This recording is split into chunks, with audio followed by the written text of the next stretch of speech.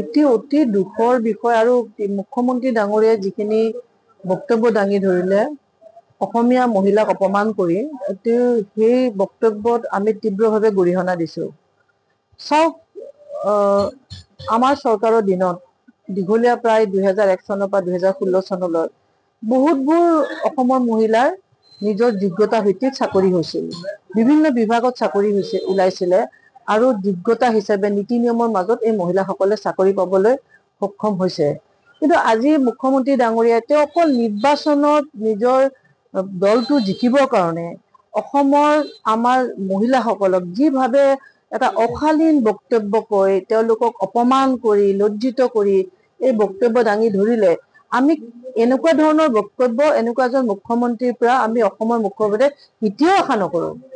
কাৰণ আজি যিসকল মহিলাই কৰ্মৰত হৈ আছে, কংগ্ৰেছ চৰকাৰৰ দিনতে দীঘলীয়া কাৰ্যকাল 8 লাখতকৈ বেছি মহিলাই সংস্থাপন পাইছে বিভিন্ন বিভাগত। আজি কলেজৰ প্ৰফেচাৰে হওক বা লেকচাৰে হওক বা স্কুল টিচাৰে হওক, আশা কৰ্মী হওক, অংগনবাদী কৰ্মী হওক বা ANM হওক, GNM হওক, নাৰ্ছ হওক বা শিক্ষয়িত্ৰী হওক, বিভিন্ন পদত আজি এই সকল মহিলা অধিষ্ঠিত হৈ আছে।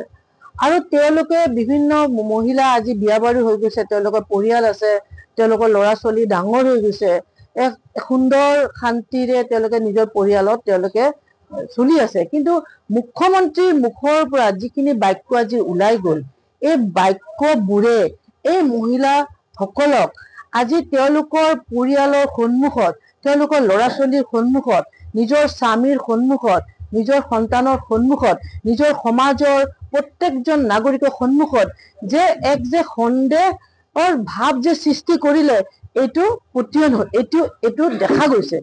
মই ভাবিছো এনেকুৱা এটা পৰ্যায়লৈ আমাৰ মুখ্যমন্ত্ৰী ডাঙৰীয়া এখন ইমান সন্মানীয় পদত থাকি, য'ত মুখ্যমন্ত্ৰীক আমি সকলোৱে শ্ৰদ্ধা কৰি যি দলৰে নহয়, অসমৰ মহিলাক এনেধৰণৰ অপমান সূচক নিম্ন ৰুচিৰ এনেকুৱা এটা বাক্য কোৱা উচিত নাছিল। মই আপোনালোকৰ মিডিয়াৰ জৰিয়তে মই মুখ্যমন্ত্ৰী ডাঙৰীয়াক সকীয়াই দিছো যে আপুনি এই যে ইমান এটা সাংঘাতিক বেয়া যে আমাৰ অসমীয়া জাতিক অপমান কৰাৰ কাৰণে, অসমীয়া মহিলাক অপমান কৰাকে যিখিনি বক্তব্য আপুনি দিলে, সমগ্ৰ অসমীয়া মহিলা আজি লজ্জিত হৈছো। আপোনাক আমি সকীয়াই দিছো যে আপুনি অতি সোনকালে 24 ঘণ্টাৰ ভিতৰত আপুনি আপোনাৰ বক্তব্য উইথড্ৰ কৰক, আপুনি অসমৰ মহিলাসকলৰ ওচৰত ক্ষমা বিচাৰক। অন্যথা কিন্তু আমাৰ অসমৰ মহিলা কিন্তু কোনো গুণেই কিন্তু কোনো ক্ষেত্ৰতে দুৰ্বল নহয়। আপোনাৰ বিৰুদ্ধে কিন্তু ৰাজপথত ওলাই আহিবৰ কাৰণে আমাৰ মহিলা কিন্তু বাধ্য হৈ যাব।